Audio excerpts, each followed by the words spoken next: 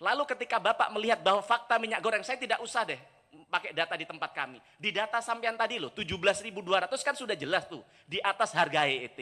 Lalu apa gunanya pernyataan Bapak di tempat ini? Apa hanya sekedar susunan kata? Nah, ketika ini sudah tidak terwujud, tidak terbukti, tidak bisa Bapak lakukan, lalu langkah apa yang akan Bapak lakukan? Operasi pasar. Nah, sedangkan setelah jenengan lakukan operasi pasar, apakah kemudian harga turun? Kan tidak juga. Nah, harapan kami ini tidak hanya sekedar umbar janji, Pak.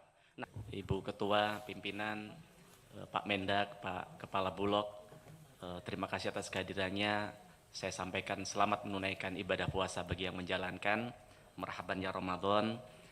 Tentu kami semua senang hari ini memasuki bulan Ramadan bagi kami warga Muslim. Tapi kemarin kami ke Dapil, Pak, rakyat kami deg-degan tiap puasa, Pak. Mereka risau karena kebiasaan di bulan puasa biasanya harga komoditas naik. Termasuk kemarin istri saya beli cabai, katanya harga cabai 100.000, Pak. Sedangkan tadi 120 bahkan di Jombang, di tempat kami di Pasuruan 100.000. Nah, di Jombang 120.000. Tapi kalau di paparan Bapak tadi cabai harganya 51.000 begitu, Pak. Tapi tentu kami apresiasi atas paparan dari Pak Menteri Perdagangan tadi. Sungguh kerisauan kami mulai terjawabkan dengan adanya stabilitas harga yang Bapak paparkan tadi, Pak. Cuman setelah kami amatin ternyata stabil, tapi stabil di atas harga eceran tertinggi. Contohnya misalnya minyak kita, Pak. Tadi dipaparkan di Bapak minyak kita rata-rata 17.200. Padahal HET yang Bapak tetapkan 9 bulan yang lalu itu 15.700. Begitu juga dengan cabai. Kalau cabai ini bahkan jauh di atas harga yang Bapak paparkan di sini begitu, Pak. Gula pasir juga begitu. Trennya meningkat dari Januari hingga 28 Februari di data Bapak. Walaupun di lapangan jauh lebih di atas ini, Pak. Termasuk harga minyak goreng di tempat kami 20.000, Pak. Bapak tahu kalau Bapak sampaikan di sini minyak curah, kata Bapak di sini 17.700. Tapi Bapak lihat banyak sekali warga kita yang teriak dari Aceh, harga minyak curah 30.000, Pak. Nanti tim Bapak bisa cek ke sana. Nah, termasuk bawang putih. Tadi yang disampaikan kawan kami, bawang putih rata-rata 43.000. Jadi dari pernyataan Pak Menteri tadi dengan santainya, rasanya Pak Menteri seperti menormalisasi harga yang tidak normal ini, Pak. Kalau kawan kami tadi dengan bahasa halusnya menyampaikan mengetuk pintu hati para importir bawang agar mereka sedikit merelakan sedikit keuntungannya. Keuntungan mereka sudah sangat besar, Pak. Tidak perlu Bapak memohon, Bapak harus bikin peraturan untuk bagaimana mereka bisa menghadirkan harga yang terjangkau. Jenengan tahu bahwa bawang kemarin Tempo tanggal 27 Februari baru merilis, ternyata dari investigasi mereka, ternyata harga bawang putih itu, Pak, ada tren dari China turun dari 1.400 per ton menjadi 1.350 per ton US dollar. Artinya kalau sampai di Indonesia kira-kira angkanya 22.000. Misalnya ada ditambah dengan custom clearance dan juga kemudian dengan tracking, itu kira-kira 1.000. Artinya sampai di negara kita kira-kira hanya 23.000. Kalau ditambah katanya kawan kami tadi dengan copet-copetan yang dilakukan oleh oknum-oknum, udahlah kira-kira 30.000. Masa sih dengan untung 10 sampai 15.000 tidak cukup bagi mereka? Dikali sekian juta ton, Pak. Maksud kami apa? Kalau kemudian SPI yang dikeluarkan oleh Kementerian Perdagangan tidak bisa menghadirkan harga yang terjangkau di tengah-tengah masyarakat, tidak perlu pakai SPIN, Pak. Sudah dibuka secara bebas saja, semua orang bisa impor, kemudian kalau harga sudah stabil ditutup impornya. Atau yang kedua, kalau memang mengeluarkan SPI, lalu ditarget sekalian, Pak. Misalnya dibatasi keuntungannya hanya berapa begitu, Pak. Karena kalau tidak ya percuma, ini hanya omong kosong. Apalagi kalau kita tahu bahwa ternyata saya 2 tahun lalu di tempat ini saya pernah menyampaikan kepada Pak Zulkifli Hasan bahwa mafia bawang putih ini sudah terang-terangan, Pak.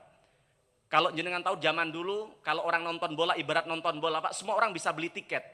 Hari ini penontonnya, orang-orang yang mau beli tiket ini, Pak, itu dipilih sama si mafia-mafia ini, Pak. Nah, kami ingin tanya, kemudian yang kemarin ditemukan di investigasi itu bahwa ternyata yang mendapatkan SP ini adalah perusahaan-perusahaan baru. Kami ingin tanya kepada Menteri Perdagangan, apa indikator dan syarat orang untuk bisa mendapatkan SPI itu, Pak?